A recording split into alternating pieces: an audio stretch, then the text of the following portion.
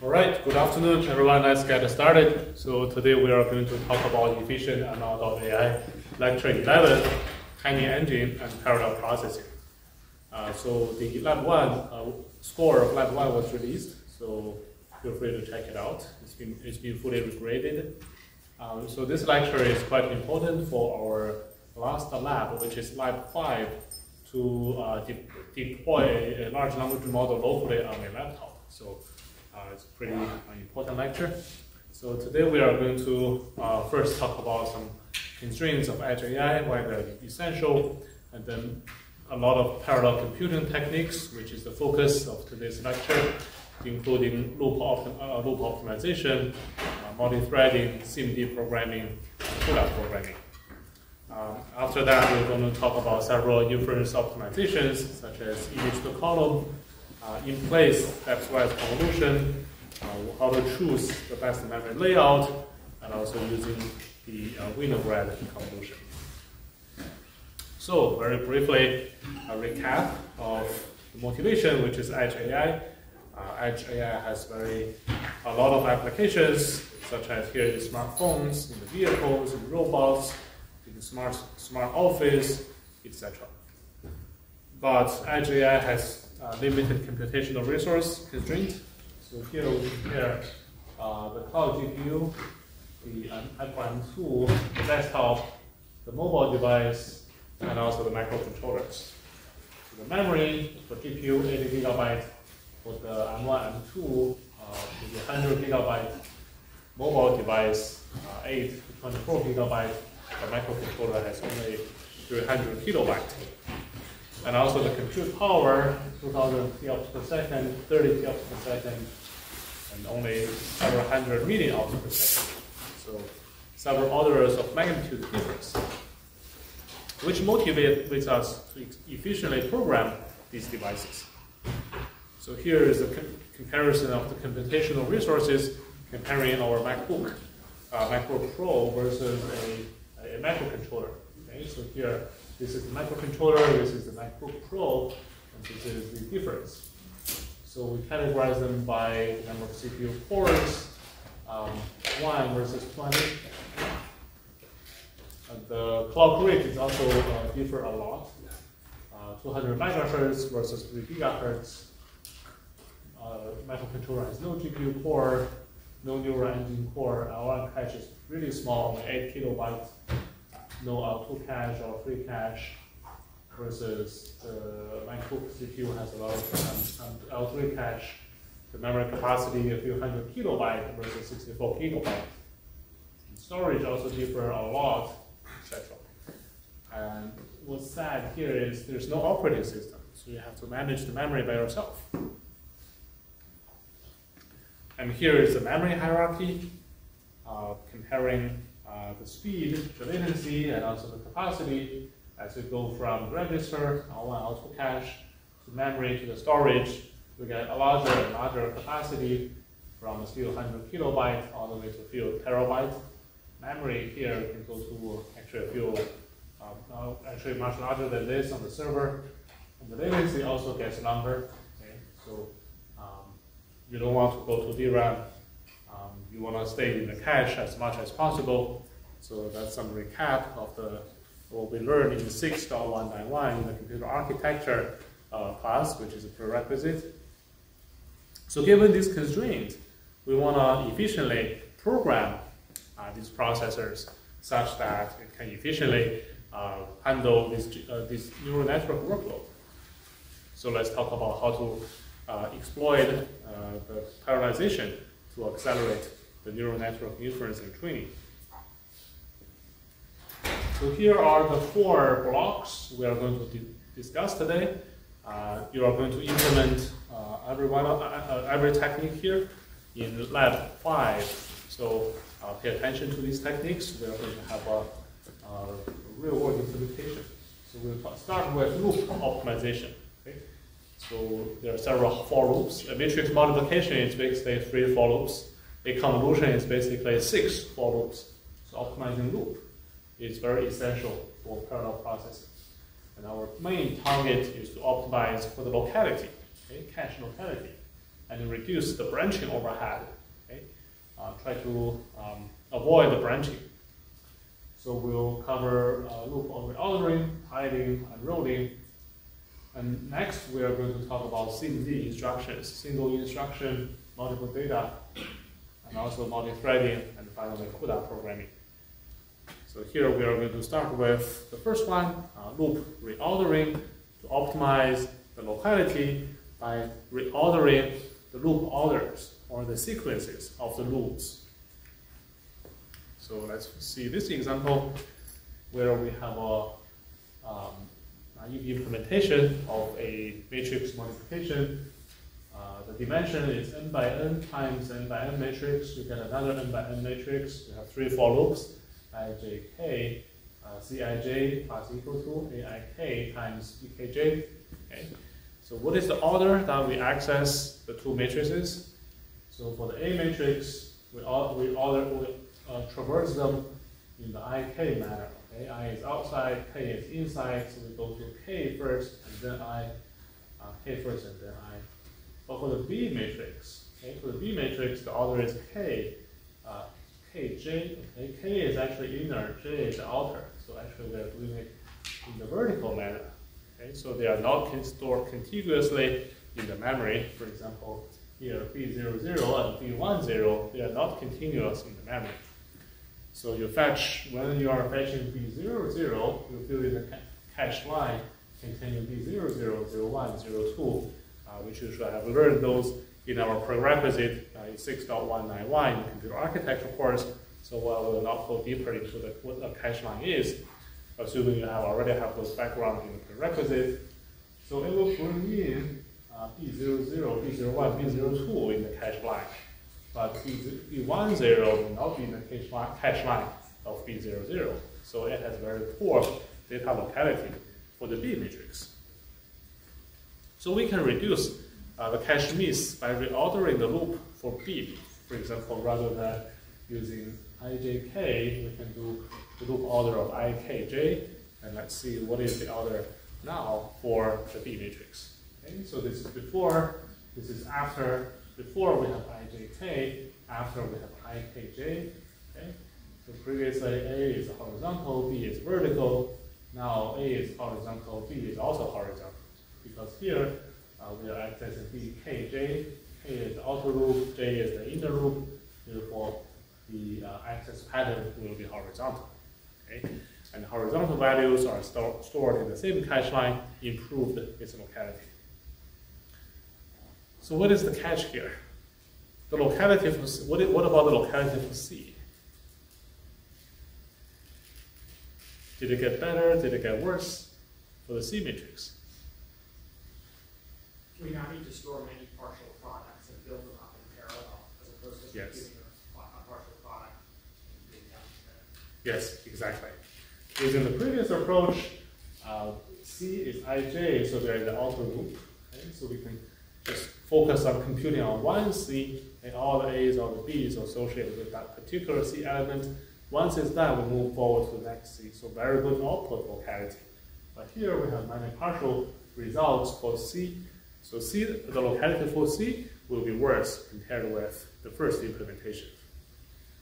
However, in this case, the gain coming from B matrix outweighed what we lose for the C's locality. And as a result, changing the loop order for B will reduce the latency from 24,000 milliseconds to roughly 2,000 milliseconds. Okay? Pretty significant speed up, 12x speed up. This is measured on Intel Xeon 4114 CPU, a server-grade CPU. Okay? And this implementation is actually quite simple. We get the A, B, C, and previously we used ijk. Now our order is ikj, and here we allocate a buffer to. We need the actual buffer for the intermediate results. So this is showing the power of loop unrolling. Very simple change, couple of lines of code change, but it can make a very big difference. So to help you make a deeper understanding, we prepared the full starter code. So this is a snippet of the code to help you understand, but the full code Actually, we'll put it here. Okay, we'll come to check it out. It's compilable. You can simply compile it and run on your laptop to give it a try. Okay, so that's using loop and reordering to speed up the matrix multiplication. Second technique, loop tiling. Okay, so the cache size is limited, so we want to optimize the locality by partitioning a big loop into several smaller loops. So what if the data is much larger than the cache size, which is usually the case, right? The cache may be a few megabytes, maybe 10 megabytes, 100 megabytes, but the matrix could be much larger, like 4K by 4K, that's very standard size. Even larger size is very common. So the cache miss will be pretty large if the data cannot fit in the cache. So loop tiling basically partition the loop iteration space. You can use several smaller blocks to iterate over. Okay? And we can fit the working set, fit what we are going to access within the cache when we are choosing the size of the granularity of the blocking, okay, of the tile, of each tile. For example, this is our example, baseline, simple naive implementation of a matrix multiplication. The number of elements in A, B, C is all n squared, right? So the access elements in the B matrix is n squared. That could be pretty large. But we want to ensure the data can stay within the cache until it's reduced. So what we can do is, rather than accessing n squared memory footprint for the B matrix, here we want to tile it. Rather than n squared, we want to do n times the tile size. Okay? N times the tile size. We want that to be our footprint. So we can tile it by adding one more for loop right here. Previously, there are 3 for loops, I, j, k. Now, how many for loops? We have 4 for loops here. Okay? I, j, k, and also there is a j tile. Okay? We added one more for loop in the outer dimension, where tj equal to tile size. We also changed the range, okay, for the j, so that it only cover the range of tile size. And then here we skip every tile size for each iteration. So by adding a 4th for loop, we can tile the B matrix such that the memory footprint gets smaller. Can we do even more tiling? What if B times the tile, what if n times the tile size is still too big? So rather than n times tile size, we want to have a footprint of tile size square. So what can we do? Rather than 4 loops, okay, ijk and jp, we want to do ijk, jt, and kt. Add one more for loop to further tile not only the j dimension, but also the k dimension. Okay, not only the j dimension, but also the k dimension. So the memory footprint for B would be tile size square. And the memory footprint for A, since we are tiling the j dimension, the memory footprint would be n times the tile size. So compared with the baseline 3 for loops, now we have 5 for loops. So we also wanted this one, the footprint here, to be tile size square. So we can do one more level of tiling. So let's see. Previously, we have 5 for loops, okay, ijk, jt, and kt. Now let's add one more for loop, ijk, jt, kt, and it. Okay, we tile on all 3 dimensions.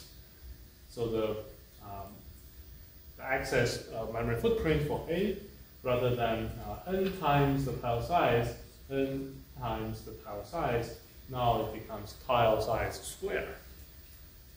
So now we are done with all the 3 for loops. We tile them.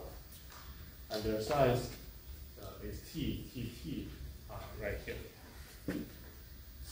So now what is the elements X and primary footprint for A, B, C? Previously they are all n square. Now they are all tile size square. How do we determine the tile size? We want to make sure the tile size square, which is the memory footprint for A, B, C, the tile size square can fit the cache, right? Such that we want to determine the tile size such that tile size square can fit the cache size. And if that is the case, we can reuse data. Since you're already there in the cache, then we can just iterate with whatever you have without having to load new data. So that's the magic for loop tiling, helping us improving the memory locality and also reduce the cache miss. What if we have multiple levels of cache? So here we just assume we have a single level of cache. We want to make sure tile size square can fit in the cache. What if we have two levels of cache? We can add another for loop, do another level of tiling, right? So previously here we are doing ijk, it, kt, jt. So this is one level, okay, one level of tiling. We added 3 for loops. Actually, we can add one more, okay? Tile 2. Okay, we have tile 2 size to do multi-level of tiling. So we can make sure the tile size square can fit in the L1 cache, and tile 2 size times the tile size can fit in the L2 cache. Okay, so that's how we handle the multiple level of caches. Just add one more for loop, add one more tiling. So here is how we implement that in real life. Feel free to check out the whole code in this link. It's compilable, so this is the 6 for loops withheld in the ijk dimension. These are the original 3 dimensions. And before the tiling, the naive implementation takes 24,000 milliseconds to implement on CPU, but after tiling, it's 19 times faster. It's 1,200 milliseconds. So feel free to download the code and try it on your laptop. Okay, so we talked about loop reordering, we talked about loop tiling. Now let's talk about loop unrolling. Okay, so in processors, we want to reduce those branching overhead. You know, if your branch prediction is wrong, you have to squash a lot of instructions, as we learned in the computer architecture class, right? So branching is very expensive. So we want to minimize those branching overhead at the expense of increasing the binary size. And why is that the case? Let's see an example. So first of all, where does the overhead coming from? For example, when you have a for loop, at the end of the for loop, every time you have to test whether the loop index is within, is it out of the bound. If it is the case, we have to jump, right? That will introduce the branch prediction. The branch predictor is not 100% accurate. If it is not accurate, it will waste a lot of cycles. So we can reduce the overhead by loop unrolling, replicate the loop body by several times. So within this loop body, you don't have to have any branch instruction. You can just sequentially execute until you reach the end of the for loop. But you can imagine that will result in a lot of duplicated instructions, which will enlarge your binary size. Right? So this is our simple baseline model, code. Let's see, what if we unroll it by 4 times? Previously, we have ijk from 0 to n. Now we replicate it by 4 times. aik plus 1, aik plus 2, aik plus 3. We explicitly write those indexes, adding them up, replicating the for loop without having to do any branch instruction. Okay? No branch instruction here. But here the step. Previously, we increment the pointer by 1, now we increment it by 4. Okay? That's why we are unrolling it by 4. So what is the consequence? right? So the arithmetic operations for pointers is reduced by 4 times. Okay, reduced by 4 times. What about the number of loop tests? Loop tests happens at the end of the loop. Right? Previously, every 1 instruction you have to do a test. Now I get 4 of them. So reduced by 4 times. What about the code size of the inner loop? Previously, you have 1 instruction, now you have 4 times the instruction here. So the code size becomes 4 times. So that's the trade-off, no free lunch.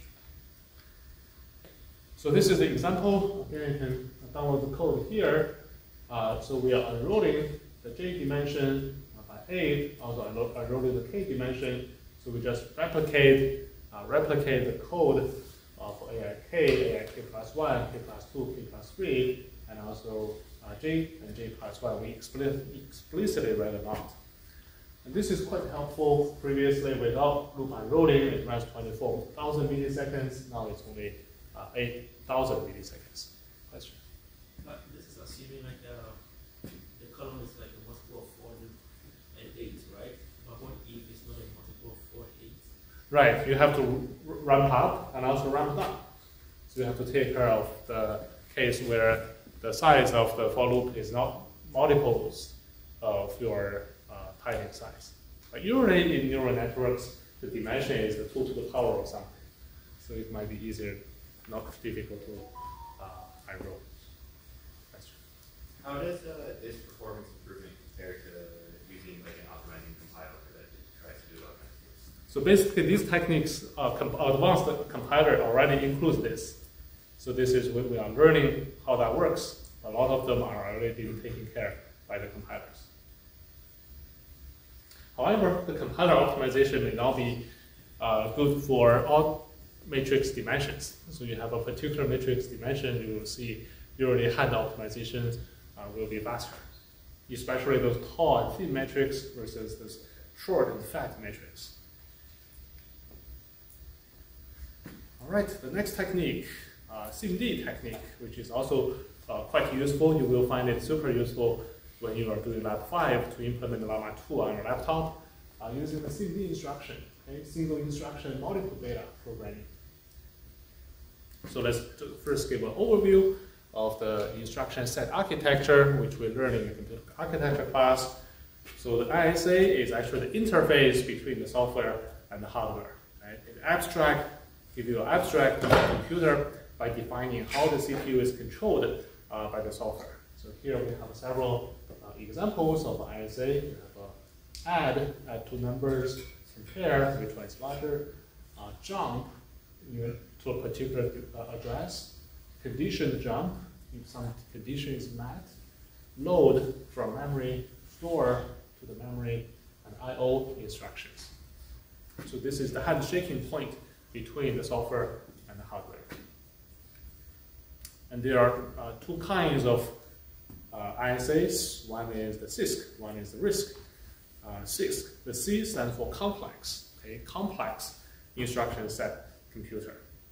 Like Intel x86, it has many specialized instructions versus the RISC, reduced instruction set computer, which has more efficient implementation. It's also shorter, like ARM and RISC-V ISAs. So here is the example of performing a single add. The CISC may need only 1 instruction versus the RISC may have 4 instructions. You have to first load 1 operand, load another operand, add them together, and store it to the memory. So what we learned in the 6.191 class, each instruction just operates on 1 piece of data, right? But if you think about matrix multiplication or convolution or neural networks, they are embarrassingly parallelizable, right? Many of the elements within an array, they are computed lockstep. We can easily parallelize them. So instead of just using 1 instruction to operate on 1 piece of data, can we use 1 piece of instruction to work on multiple pieces of data? So that's the idea of SIMD. For example, in this figure, there's a single instruction, single data. Okay, one multiplication instruction work on a single precision A and single precision B, versus a SIMD instruction. You also have the same one single instruction, but now you work on 4 numbers. Okay? Each one of them is 32-bit floating point number. Altogether, the register is 128-bit. So how many floating point you can fit? You can fit 4, right? We can fit 4 operands in A and 4 operands in B. We just execute one instruction, and now we can work on 4 pieces of data. So such register is called a vector register. We compare it with a scalar. It's called a vector register. Can hold and process multiple data elements. And this operation is called vector operation. Okay? Basically, they work on the entire vector register. So with such SIMD programming, we can easily increase the computational throughput and speed and increase the energy efficiency, since decoding the instruction has overhead. Right? It's not free. Now you decode one instruction, but you can process it on multiple data. So we amortize such instruction overhead. Okay, so this course is supposed to be very practical, so we introduce 2 kinds of SIMD programming intrinsics. One is from x86, one is from ARM. Okay, from x86, let's see what is a conventional approach. For example, single instruction, single data. We want to do a dot product of 2 arrays, okay, and this AK plus times BK and accumulated in C, okay, do a dot product. With the Intel SSE intrinsics, so the step size becomes n divided by the range previously was from 0 to n, now it's from 0 to n divided by 4. Okay, what we are doing here is multiplying from these 2 registers, and every time we increment k times 4. Okay, and what are these?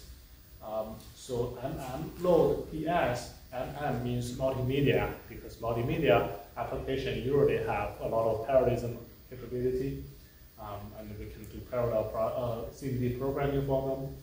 And load here just means here load mul add means load multiply add, and PS here means packed single precision. Okay, packed single precision. So again, go back to our example. We are doing the multiplication of the packed single precision by loading from A and loading from B, and across different iterations, we are actually k times 4, starting from 0 and then 4 and then 8, step size of 4, because each time we are processing 4 elements using a single instruction. Okay? And altogether it's 128-bit. Each of them is single precision, is 32-bit. We have 4 of them in the register, so altogether you are operating on 128 bits using the single instruction. And loading operand A, loading operand B, and then finally multiply them together, and then add it to C. So on the ARM architecture, we have the same instruction, but the name is different. Here, we load 1Q, so V means vector. It's a vector operation on vector registers. And load, multiply, add, this 1 is the number of the vector. And Q means quad word, meaning every quad means 4, right? So meaning we can operate on 4 words in a single instruction. So this dot product becomes we load 1Q at 32 on A, on B. After we load them, we multiply them, and finally we add it, sum it up to the C address. Okay, so this is comparing single instruction, single data. This is single instruction, multiple data. So this is the full code of speeding up matrix multiplication using the SIMD intrinsic. It looks difficult, but it looks very complicated, but it's actually quite simple. We just need to look at half of them. This is the x86 version. This is the ARM version. We can just look at the first one. So again, we have 1, 2, 4 loops, 3 for loops, okay, 3 for loops. Here we are going to create a accumulator, okay, that is 128 bits, okay, and then the result will be we first load from A and load the transpose version of B, and then add it back to C. And here we are processing 4 elements at a time. Therefore, here K plus equal to 4, since the vector size is 4. And finally, we call this multimedia add ES to accumulate the elements in the accumulator. And on the bottom is the ARM version of that. It's pretty similar. Increment at 4, load A, load B, multiply, and finally accumulate them together.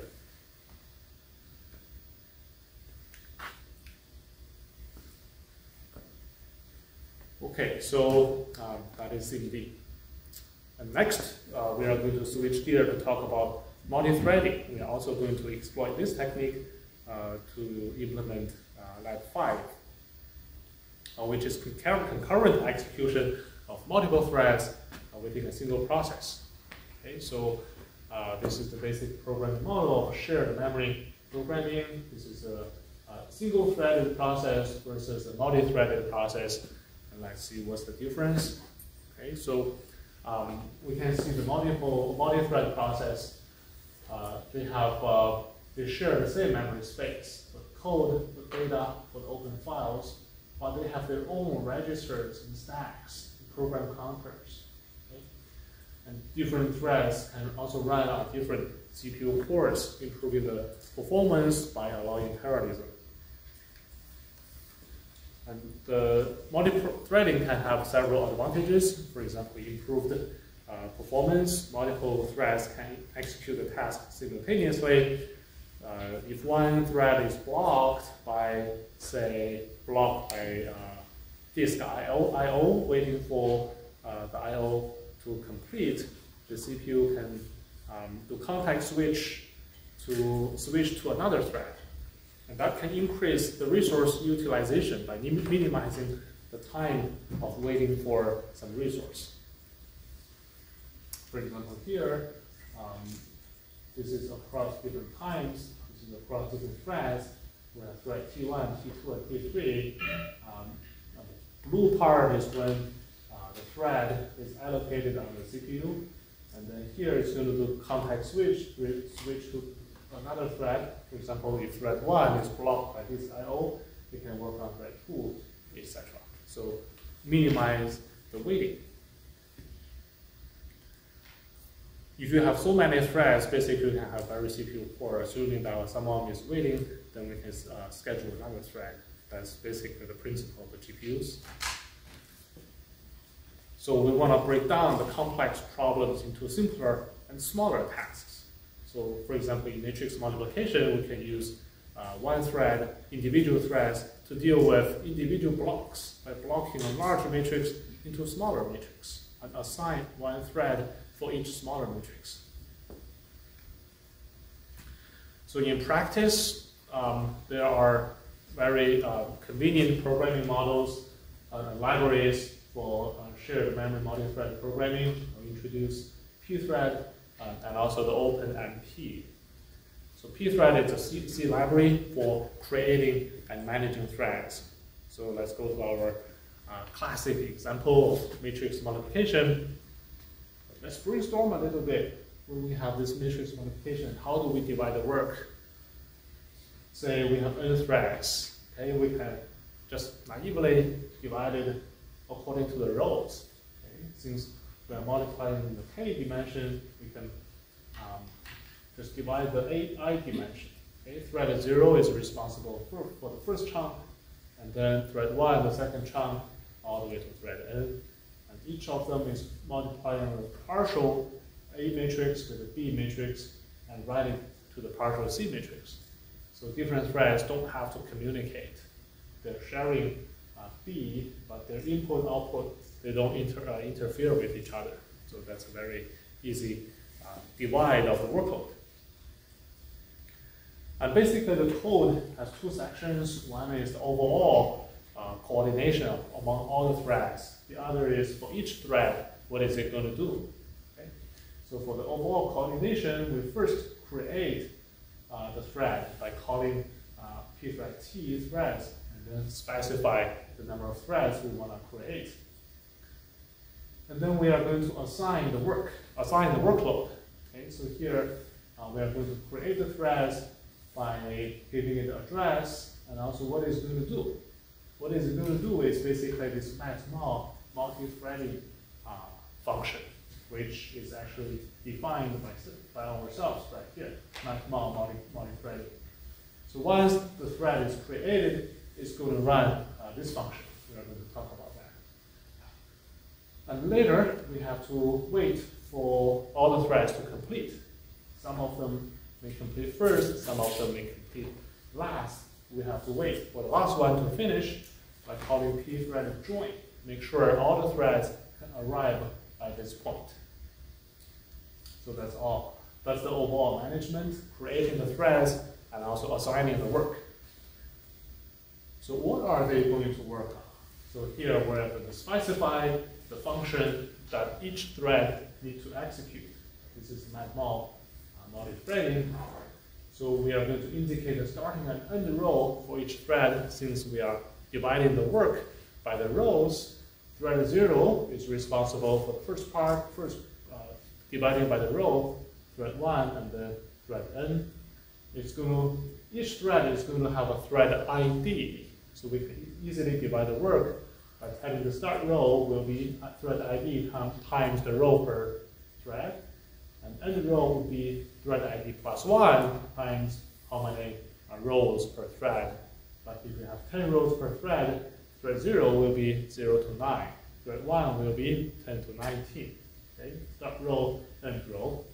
And then each thread can only conduct one part of the maxmal using these 10 rows only. Okay? So it's going to, I is from the start row to end row, and this is the B matrix right to the C matrix. And the inner part is the very simple 3 for loops. So this is the speeding up matrix multiplication in multi-threading. In the homework, feel free to come up with more creative idea to break the workload. We can divide it by A, or we can have other ideas. So by using just this simple implementation, let's see the speed up results. The naive implementation without multi-threading takes 24,000 milliseconds. But by using 4 threads, it actually depends on your CPU, how many threads you have. It has 5,800 milliseconds. Okay? 4 threads, 4.1x speed up. A little more than linear, maybe due to better utilization of the memory, the cache. Okay, so it's actually a very effective technique to accelerate matrix multiplication. So if pthread looks very complicated, we'll introduce even simpler programming model using OpenMP. Okay, it's very portable, same program, can run on many different operating systems and different hardware platforms. The way it implemented is that it has many compiler directives, okay, like this pragma OpenMP parallel to create a parallel region. And you want to specify which for loop you want to parallelize and which section you want to parallelize. And it has very simple synchronization, intrinsics, OpenMP, single, critical, and barriers. And also you can easily set the number of threads by calling these interfaces. So the parallelization of a matrix multiplication in OpenMP is very simple. Actually, you first specify how many threads you want to use, set the number of threads using the parallel region, and you want to specify here is the parallelized region. Okay?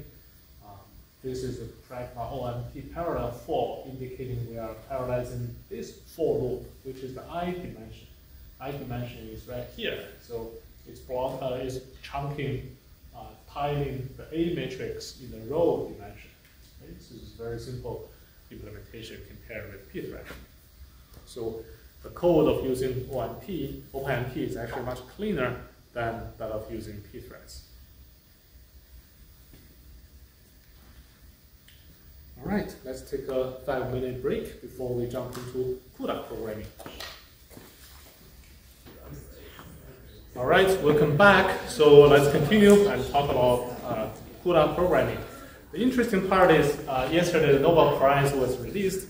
Actually, both of them are related to GPU computing, right? AlexNet, Hinton, and also AlphaGo, they're all trained by GPUs. And CUDA programming is the fundamental of that. So let's see. So that could be a good motivation for us to learn about CUDA programming. So the GPUs provide a much larger throughput and memory bandwidth. It has a very unique programming model. CUDA was introduced by NVIDIA in 2006 as a general purpose computing platform and programming model by leveraging the massive parallelism for compute and also the memory footprint, memory bandwidth. It's a C-like language to express programs that run on the GPUs. So CUDA programming is based on a hierarchy of CUDA thread. Okay? So here we have two levels of hierarchy, a grid of blocks, thread blocks, and also each thread block has many threads. So in this example, we have 2 by 3, a grid of 2 by 3, and a block of 3 by 4. So altogether we have 72 CUDA threads. So the thread ID could be 3-dimensional, which is very natural for handling n-dimensional arrays. In this example, it has 2 dimensions. Okay, so we first specify the number of nx to be 12, and ny to be 6. That's probably the size of the workload. And then we create 4 by 3 threads per block. Okay, so 4 by 3 threads within each block. And the dimension of the block will be the dimension of the workload divided by the threads per block in x dimension, and the workload of y divided by the threads per block in the y dimension. Okay? And then this call will launch 72 CUDA threads by calling matrix add, specify the num blocks, which is here, and specify the threads per block, which is defined here. And this single line of code will call 72 CUDA threads at the same time, which consists of 6 thread blocks and 12 threads in each block. So let's continue. So here we are launching 72 CUDA kernel calls at the same time. So launch many CUDA threads, and on each thread is going to execute this function. Okay, so this is the device function. Device means this piece of code runs on the GPU versus this piece of code works runs on the CPU. Okay? So the name is matrix add. What it's going to do is, according to the block ID x and times the block dimension, the x dimension, and plus the thread ID x, okay, it's going to tell you where am I? I am a thread. Okay, which part of the matrix am I going to work on? So that's specified by the index I and j according to the thread ID and also the block ID. Since it's two hierarchies, I'm going to know where am I going to work on. So I'm going to work on I and j, specified by these two sentences, and then I'm going to work on AI, AJI, BJI, and add it to CJI. So each thread is going to compute its own workload specified by the block ID and thread ID. And since different threads has different IDs, they are going to work on a different part of the workload in parallel. So that's where the parallelization comes from. So memory model is quite important since compute is cheap, memory is expensive, and let's look at what is the memory model for GPU programming. We have distinct host and device address spaces. Host means on the CPU, device means on the GPU. They have different address spaces. Okay?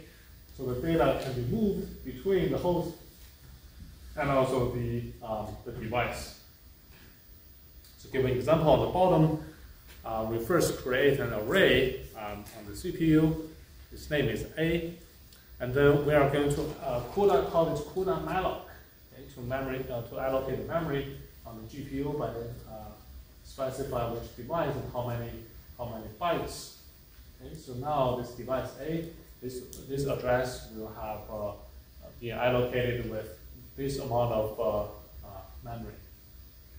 Okay, so we allocate a buffer in the GPU's address space, and then we are going to move data to this address. So device A is the address on the GPU, and A is the address on the CPU. Now we copy the data from CPU to GPU by calling cooldown mem copy, by calling from CPU A to the GPU address device A. This amount of bytes, and the direction is mem copy from host to device. Okay, you can also do device to host. So this is the memory copy. So we allocate the buffer in the device and then copy the data back and forth from the device to the host or from the host to the device. However, we cannot directly access the value in the address space of the GPU. So access device A from the host will be invalid because device A is not in the host address space, but is in the device address space. So there are three distinct types of address spaces visible to the kernels. We have the global memory, which is readable and writable by all the threads. We also have the per block shared memory, which is readable and writable by all the threads in that block. We also have the local per thread private memory, which is even smaller, that is readable and writable only by that thread. So different address spaces defines different locality and different load and store overhead we have to take care of.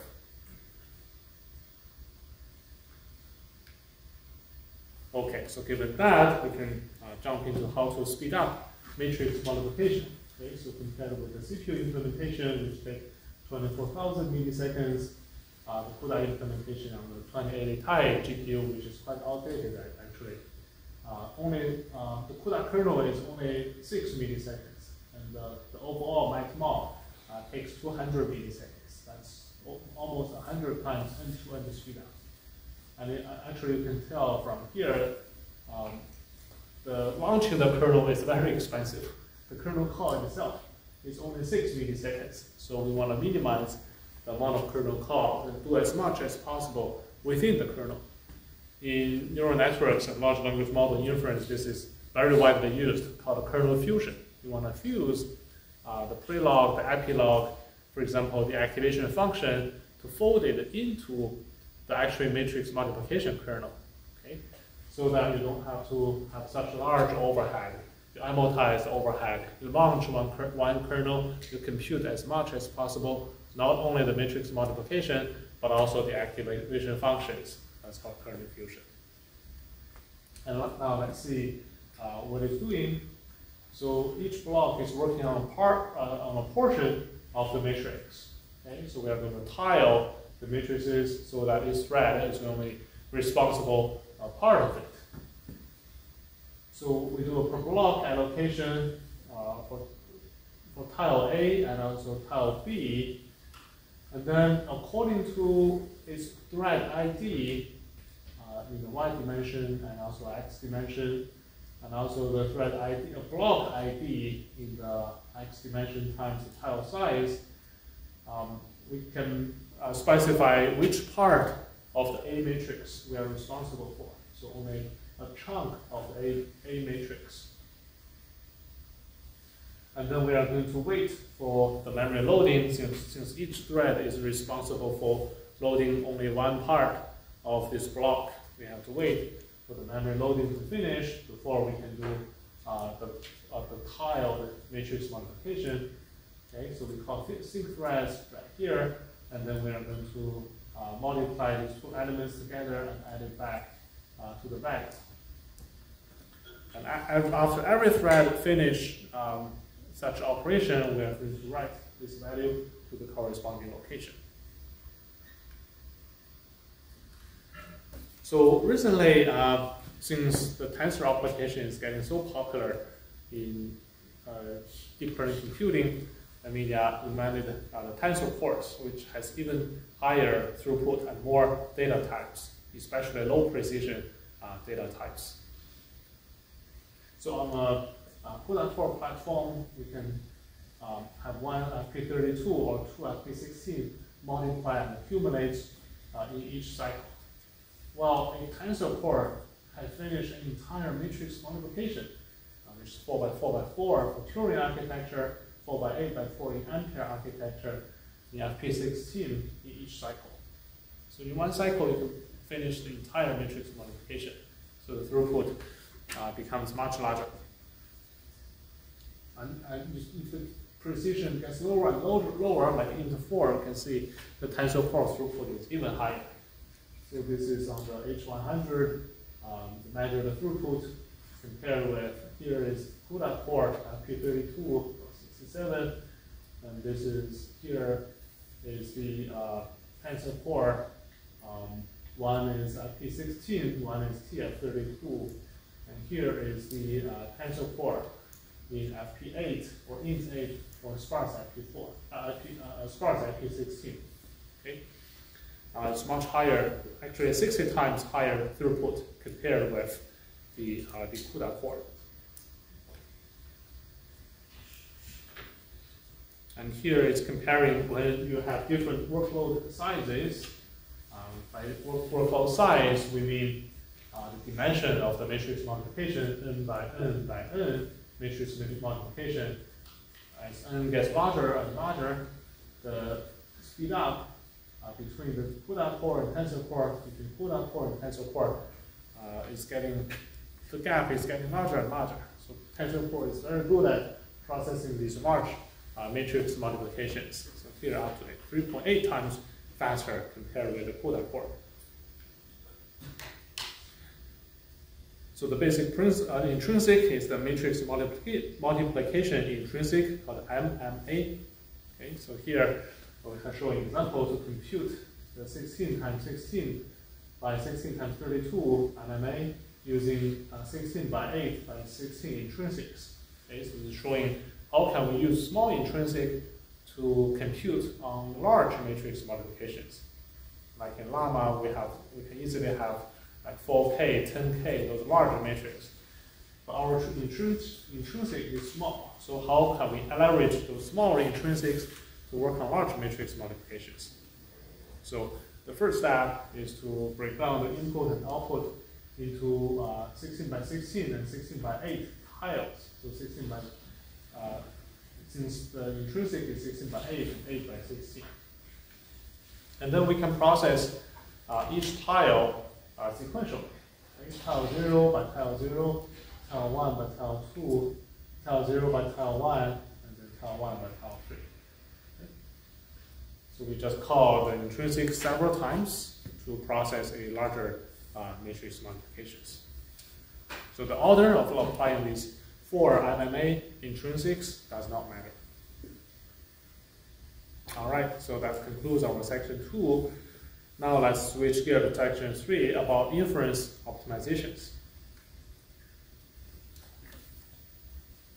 So to enhance the compute speed and reduce the memory usage, in the previous lectures we talked about several techniques like pruning, quantization, neural architecture search, distillation. They are not function preserving, right? So they change the workload. Here are the techniques that is function preserving.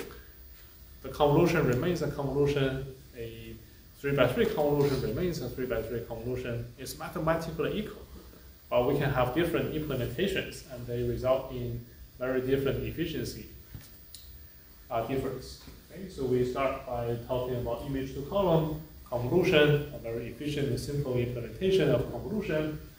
And then in place stepwise convolution. So stepwise convolution is quite widely used in mobile net architectures, right? So how to efficiently implement that is crucial. And then we are going to introduce NHWC or NCHW, different orders to represent different convolution, like pointwise and depthwise convolution. They prefer different memory layouts. And finally, Winograd convolution, by reducing the number of multiplications, at the same time it remains mathematically equal. Okay, so let's first talk about image to column convolution. So as we have seen, matrix multiplication is a very basic, intrinsic for very basic building block, right? But convolution is a little different from matrix multiplication. It's 6 for loops rather than 4 for loops. So the question here is, rather than 3 for loops. So the question here is, how can we use matrix multiplication to implement convolution?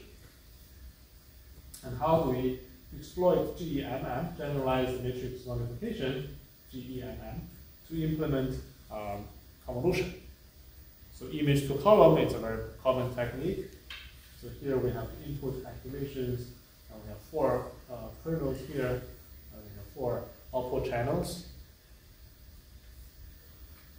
So here we can have the expand the input activation from ABC, F, G, H, K, L, M.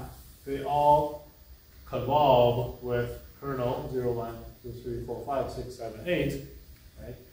So we lay out the memory in this way: A, B all the way to M, B, C all the way to N, which is A, B all the way to M, and then B, C all the way to N, which will be multiplied with kernel 0, 0, 1, 2, 3, 8, which is right here, 0, 1, 2, 3, 8, right?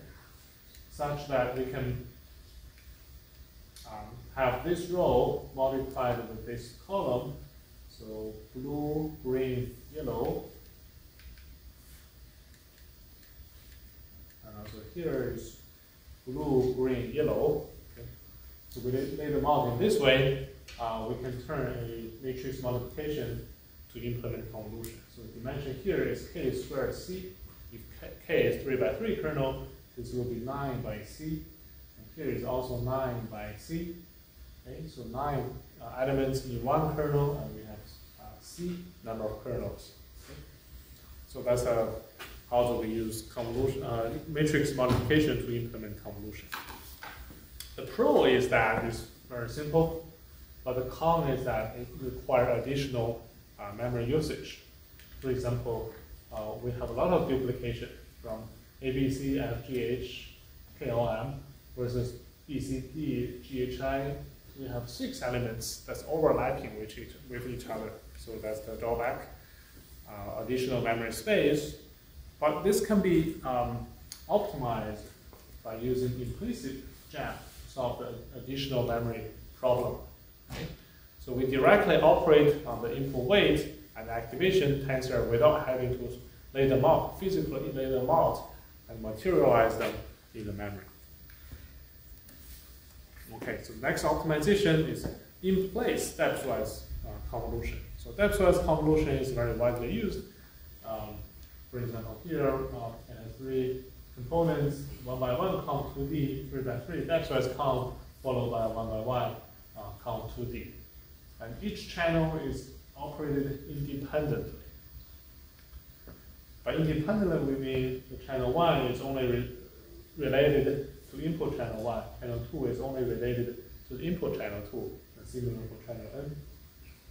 So if we use naive implementation, we have to allocate double size of the CHW, okay, HW and then C channels. We have input, we have output, so the total memory footprint will be input plus output, which will be 2 CHW. So what we find in this MSU2 paper on the bottom here, we find we can do in-place stepwise loops, which is basically allocating a temporary buffer.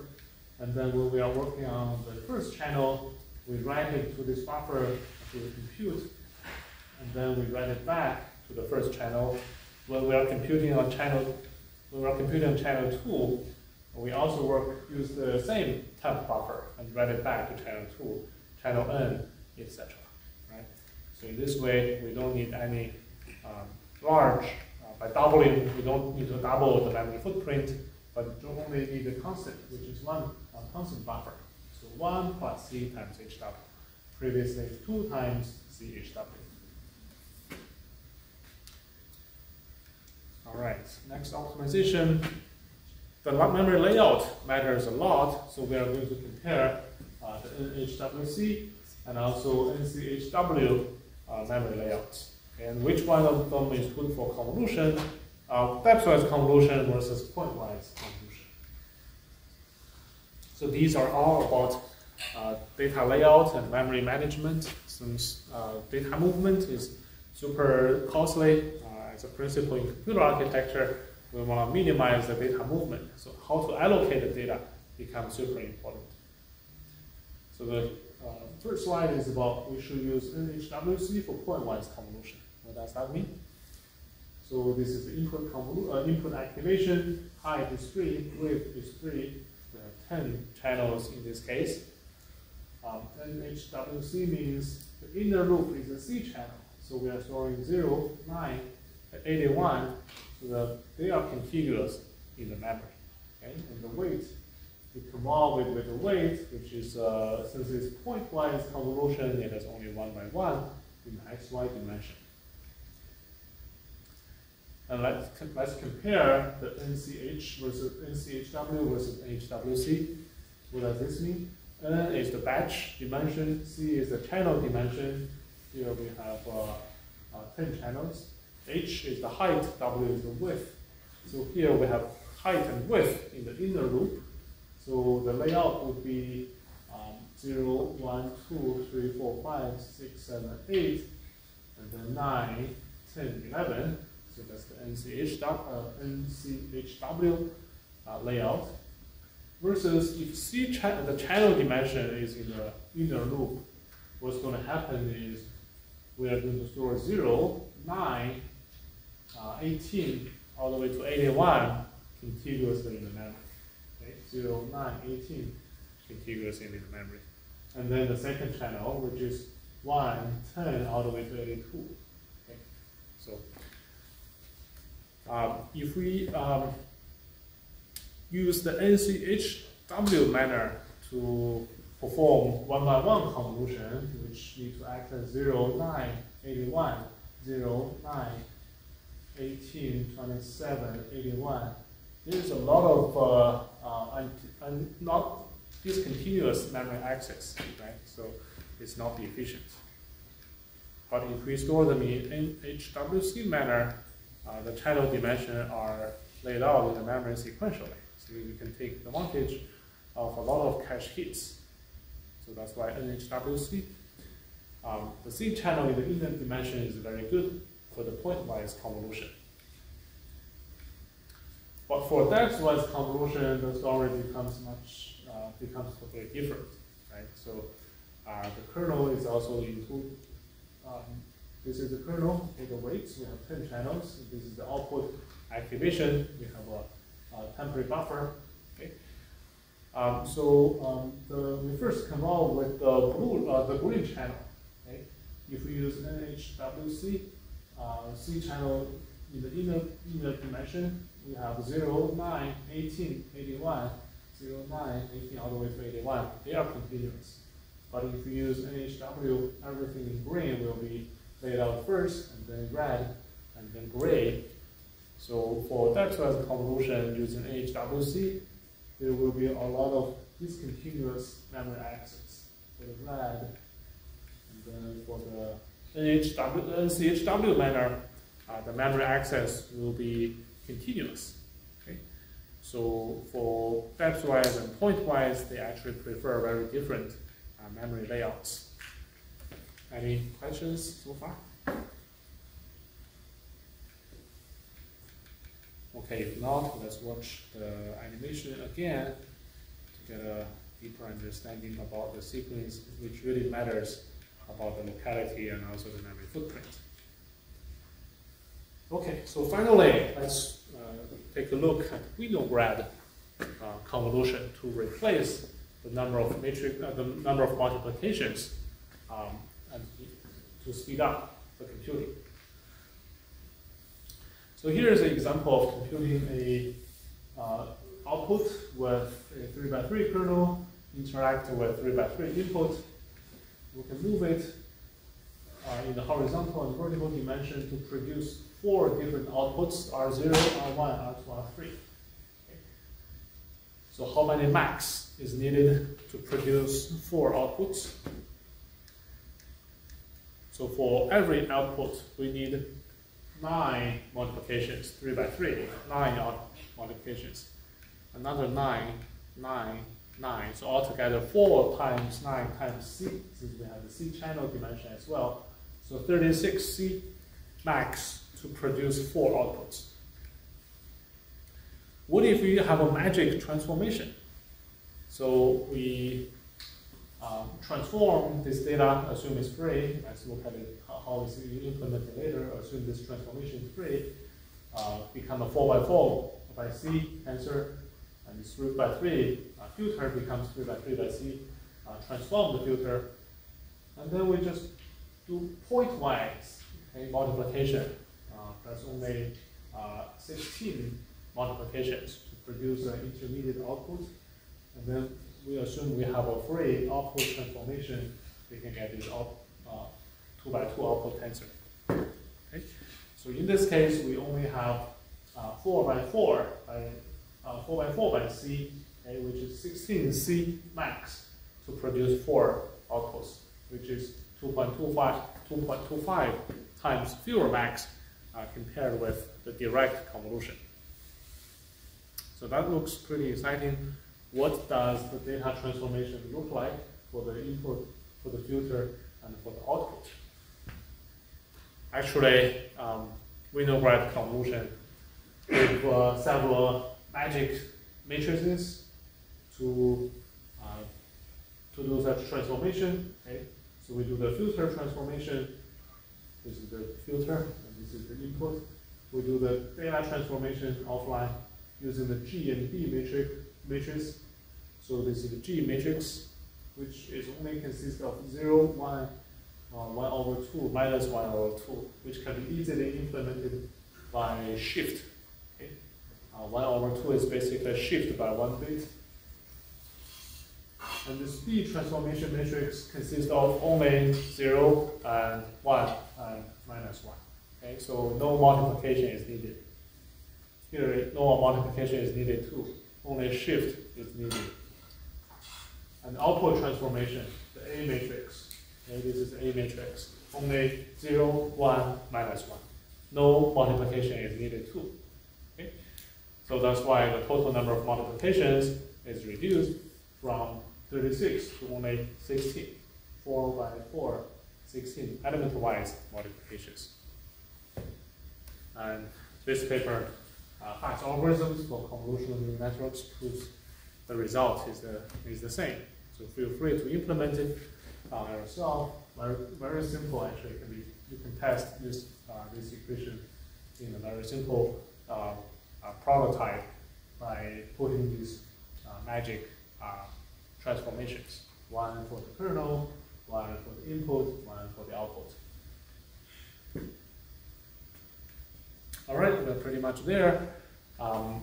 So by combining these techniques, we can deploy a large language model locally on a laptop, which is using the TinyChat engine, which is efficient on-device Inference library. You can deploy a Llama 2 or Llama 2 7B, Llama 3 7B, and 13 locally on this laptop by using after quantization, which we are going to learn later. TinyEngine also supports the on-device object detection, person detection, visual wake words, which we saw the demo in the last lecture. So it's all open source. Feel free to give it a try. When you are implementing Lab 5, whenever you encounter any difficulty, feel free to check out the TinyEngine repo, which has a complete implementation for the inference engine for large language models. So in Lab 4 and 5, we are going to first quantize LM to 4-bit using the AWQ technique, which we are going to introduce a few weeks later, and also deploy a large language model by using the TinyEngine to run a local chatbot on your computer. So including the techniques we learned in this lecture, like loop unrolling, reordering, SIMD, multi-threading. Okay. So here's a summary of today's lecture. We talk about microcontrollers, the resource constraints, and critical factors limiting why it's difficult, including both memory and also compute, and why data layouts is very important. For the optimization techniques, we introduced loop optimization, like loop reordering and tiling, and also the blocking, and also multi-threading techniques, SIMD techniques, CUDA programming, image-to-column convolution, in-place stepwise, HWC and NCHW, and finally, Winograd convolution. All right, that's all for today. Thank you for your attention. We'll see you next Thursday, since next Tuesday is a holiday for students. Okay? Have a great long weekend.